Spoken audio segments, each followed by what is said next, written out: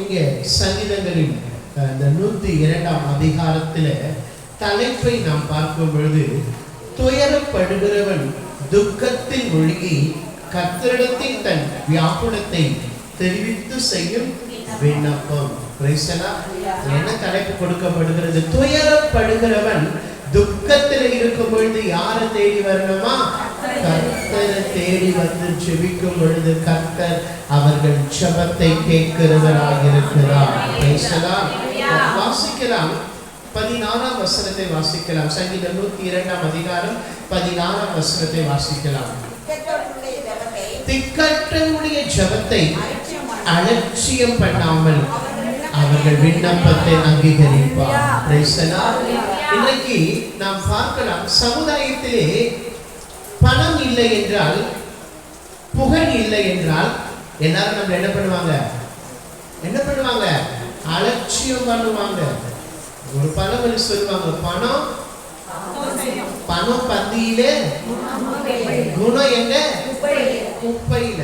குணத்தை வச்சுக்கிட்டு இந்த சமுதாயத்துல ஒண்ணுமே பண்ண முடியாது. பணம் தான் இந்த உலகத்திலே பெரிது. இங்க வேதம் சொல்லுகிறது, கர்த்தருடைய வார்த்தை சொல்லுகிறது, திக்கற்றவர்களின் ஜெபத்தை அலட்சியம் பண்ணாதவர்.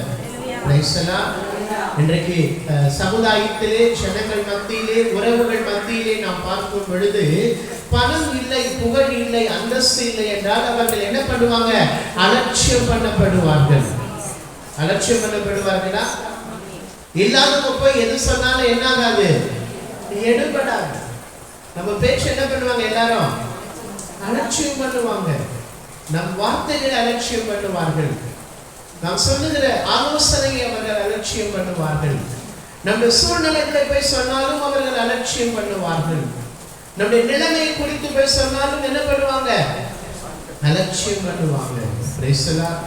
ஒரு அரசாங்க அலுவலகத்துல கூட பாருங்க, பணக்காரனா போய் ஒரு பெட்டிஷன் கொடுத்த உடனே இந்த பெட்டிஷன் அங்கீகரிக்கப்படும். இல்லாத ஒரு பெட்டிஷன் கொடுத்தா என்ன பண்ணுவாங்க? கொஞ்சம் நேரம் வெயிட் பண்ணுன்னு சொல்லுவாங்க. என்ன பண்ணுவாங்க? வெயிட் பண்ணுங்க. அலட்சியம் பண்ணுவாங்க.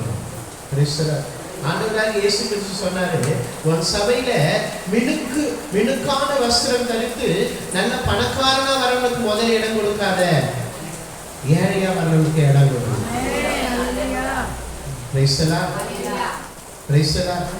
பணக்காரனுக்கு முதல் இடம் கொடுத்துட்டு ஏழையை பார்த்து அங்க போய் உட்காருன்னு சொன்னாங்க.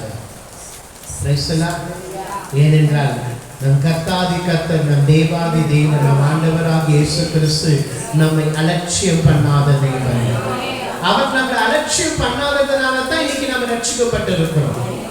ஏதோ ஒரு சூழ்நிலையிலே நமக்கு குறைகள் வந்தது, நம் தேவைகள் மத்தியிலே, குறைவுகள் மத்தியிலே, வியாதிகள் மத்தியிலே, போராட்டங்கள் மத்தியிலே, பிரச்சனைகள் மத்தியிலே தான் நாம் கர்த்தர் என்ன பண்ணோம்?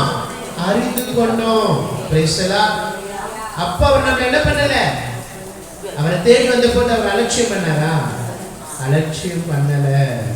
இன்றைக்கும் கூட கர்த்தருடைய சமூகத்திலே கர்த்தருடைய வார்த்தை கேட்டுக் கொண்டிருக்கிறார்கள் தேவனுடைய பிள்ளைகளே, உங்கள் ஜெபத்தை கர்த்தர் ஒரு நாளும் அலட்சியம் பண்ண மாட்டார்.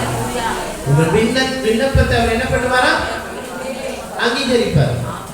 அங்கீகரிக்க மாட்டார். இன்றைக்கு உங்க வாழ்க்கையில நீங்க என்ன பிரச்சனையில இருந்தாலும், போராட்டத்தில் இருந்தாலும், பாடுகள் மத்தியில இருந்தாலும், உபத்திரவங்கள் மத்தியில இருந்தாலும், வியாதி மத்தியில இருந்தாலும், கர்த்தர் உங்களை அலட்சியம் பண்ண மாட்டாரு. உங்க விண்ணப்பத்தை அவர் அங்கீகரிப்பார்.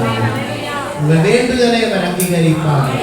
மனிதர்களும் உறவுகளும், நம்மை சுற்றி இருக்கிற ஜனங்களும் சமுதாயமும் நம்மை அலட்சியம் பண்ணலாம், ஆனா கர்த்தர் உன்னை அலட்சியம் பண்ண மாட்டார்.